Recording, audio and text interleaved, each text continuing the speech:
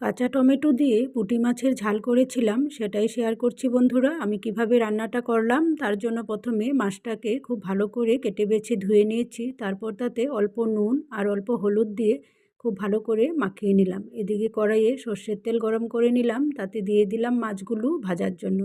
মাছগুলো ভাজা হতে থাক, এদিকে একটা মশলা করে নিলাম 2 রকমের সর্ষে, একটু নুন আর 2টো কাঁচা লঙ্কা দিয়ে। তারপর দেখো মাছগুলোও ভাজা হয়ে গেছে। এখন মাছগুলোকে আমি উঠিয়ে রাখলাম। তারপর সেই মাছ ভাজার তেলেই দিয়ে দিলাম কালো জিরে 1 চামচ আর কয়েকটা কাঁচা লঙ্কা চেরা দিয়ে খুব ভালো করে একটু ভেজে নিলাম। তারপর ছোট ছোট করে কেটে রাখা টমেটোগুলো দিয়ে দিলাম আর দিয়ে দিলাম অল্প পেঁয়াজ কুচি। তার সাথে পরিমাণ মতো নুন আর হলুদ আর দিয়ে দিলাম শুকনো লঙ্কার গুঁড়ো দিয়ে খুব ভালো করে মিশিয়ে নিলাম।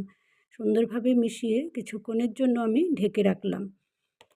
কিছুক্ষণ পর দেখো বন্ধুরা, সুন্দরভাবে টমেটোটা সিদ্ধ হয়ে গেছে। এখন আমি বেটে রাখা সর্ষে বাটাটা দিয়ে দেব। তার সাথে বাটি ধোয়া অল্প জলও দিয়ে দিলাম।